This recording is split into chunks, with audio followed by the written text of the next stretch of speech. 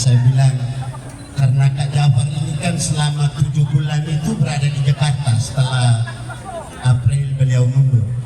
Saya pikir karena dia dipengaruhi oleh suasana Jakarta, dia datang ke Ende minta supaya Ende ini kita bikin baru. Seandainya itu jawaban beliau, pasti saya tolak. Tapi kalau beliau minta untuk kita lanjutkan, pasti saya bersedia. Apa yang mau kita lanjutkan? Pertama, kita tuntaskan infrastruktur. Infrastruktur yang masih tertunda 2 tahun karena COVID.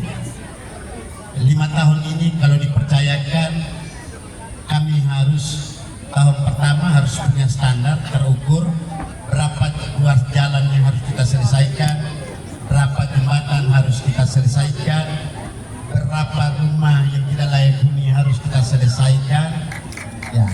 Dan infrastruktur dasar di desa, berapa air minum masyarakat harus kita layani, dan beberapa listrik yang desa-desa belum dapat harus kita selesaikan.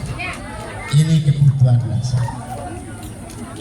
Terus untuk air minum perkotaan ini, selama saya jadi dirut, tinggal 25% bisa kita tuntaskan. Saya meninggalkan PDAM, mengundurkan diri dari PDAM. Dari tahun 2023 itu saya sudah berjuang di pusat supaya masyarakat ini yang berpenghasilan rendah harus pemasangan meter gratis. Dan puji Tuhan, insya Allah sekarang sedang berproses dan sudah selesai pasang 652, masih tersisa 500 yang terus berproses. Ini sebenarnya oleh-oleh saya untuk masyarakat berpenghasilan rendah. Pak Jafar sebelum mengundurkan diri sudah memberi oleh-oleh kepada kita. Lorong-lorong sudah hot mix dalam konteks tata kotanya.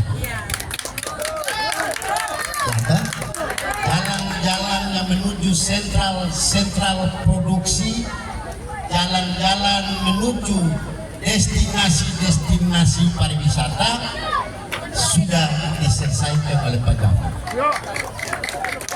Tinggal ada destinasi baru seperti di kampung saya di Kota Baru, di Liaga, ada Tidosora, dan ada beberapa destinasi yang perlu diintervensi. Pertama adalah pembukaan jalan.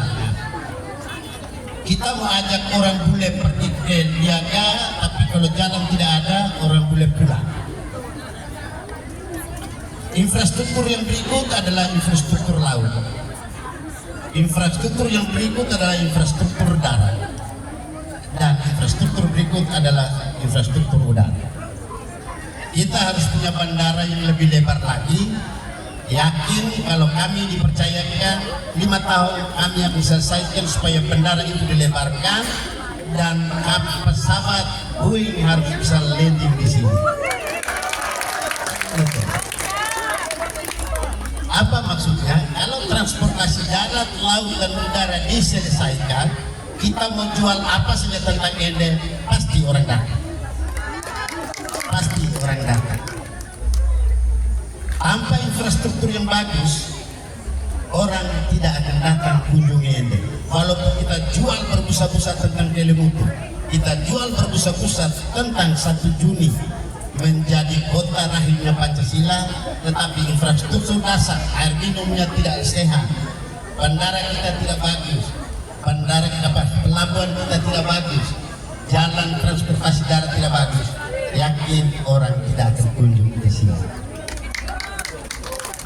Keuntungannya apa? Kalau ini infrastruktur sudah dibuka, pertumbuhan ekonomi kita akan naik. Kalau pertumbuhan ekonomi kita naik, paralelnya adalah tingkat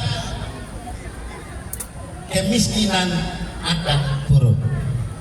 Karena pertumbuhan ekonominya bagus, perputaran uangnya bagus, pasti masyarakat miskin akan berkurang.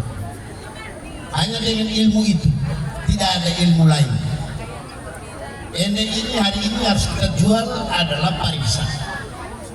pariwisata yang kita jual menjadi lokomotif pembangunan ekonomi Kabupaten Ende. Harus kita jual itu. Pertanian, kelautan perikanan, peternakan itu menjadi pendukung pariwisata. Apa maksudnya? Kalau wisatawan kita banyak datang yang mensuplai beras, suplai jagung, suplai lombok, cabai dan lain-lain, daging dan lain-lain, itu adalah ya dari hasil pertanian tadi untuk mendukung. Ketika orang banyak datang, kita siap di tempat kita sendiri. Saya sering ke Labuan Bajo. Labuan Bajo turis banyak datang, tetapi masyarakat kita tidak mengalami langsung. Karena apa? Karena bawang harus ambil dari Lombok, dari Bima. Sayur mayur harus ambil dari Lombok, dari Bima. Nah, ini berarti kita menjadi kuli di kampung kita sendiri. Ya toh?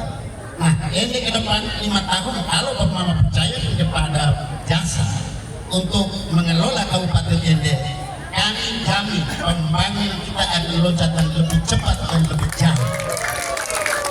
Kami jamin. Kenapa kita jamin?